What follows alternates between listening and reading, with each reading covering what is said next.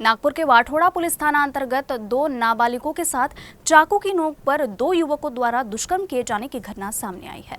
आरोपी रिश्ते में मामा भांजा है। पुलिस ने इस घटना की शिकायत मिलने के बाद दोनों आरोपियों को गिरफ्तार कर लिया है। पीड़िता के 4 साल से आरोपी रामदयाल तांडेकर से जान पहचान है। रिश्ते में रोहन उसका भांजा है, लिहाजा पीड़िता उसे भी पहचानती है। पीड़िता की एक 14 वर्षीय किशोरी से दोस्ती है। 1 मई की दोपहर आरोपी रामदयाल ने 18 वर्षीय पीड़िता को बाहर घूमने जाने के बहाने खरबी में बुलाया था। हालांकि तब उसके साथ उसकी नाबालिग सहेली भी आई थी। आरोपी रामदयाल के साथ उसका भांजा रोहन भी मोटरसाइकिल लेकर इन दोनों लड़कियों के साथ खरबी चौक पर मिले, जिसके बाद दोनों आरोपी लड़कियों को अपने साथ हुड़केश्वर परिसर में सूर्यनगर स्थित एक बंद घर में लेकर गए, जहां रामदयाल ने चाकू का डर दिखाकर 18 वर्षीय पीड़िता के साथ दुष्कर्म किया, तो वही रोहन ने भी नाबालिग के साथ दुराचार किया। साथ ही ये बात किसी को बताने पर जान से मारने की धमकी भी दी थी। 2 सप्ताह बीतने पर नाबालिग पीड़िता ने अपनी मां को इस घटना के बारे में बताया, जिसके बाद मामला पुलिस तक पहुंचा और पुलिस ने दोनों आरोपियों को गिरफ्तार किया। 17 वर्षाची एक नाबालिग मुलगी आहे।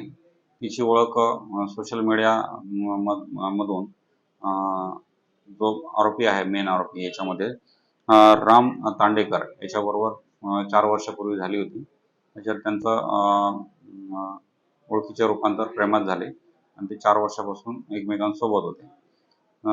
जी मोठी मुलगी आहे 17 वर्षाची, तिचीच भाची जी आहे, ही मावशी लागते तिची, ती भाची हे एकमेकांबरोबर राहत असल्यामुळे रामबरोबर ओळख झाली आणि रामचा जो भाचा जो आहे दुसरा आरोपी यामधील, त्याच्याबरोबर ओळख झाली। त्याचं नाव आहे रोहन बिजरे आणि ह्या दोघांनी दोघं आणि ह्या दोघी मिळून ह्या दोघांनी त्यांना फूस लावून एका ठिकाणी नेलं हुडकेश्वर हद्दीमधील आणि तिथे त्यांच्यावर सामूहिक अत्याचार वगैरे केलेले आहेत।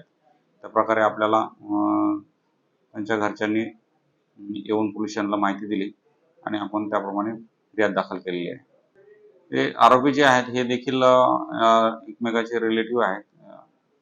लांबून त्यांचे नाते मामा भाचे असे लागत आहे आणि पीडित त्या मुली शिक्षण सोडलेलं आहे सध्या, त्यांचं शिक्षण घेत नाही, ते घरीच असतात, कामधंदा वगैरे काय करत नाहीत।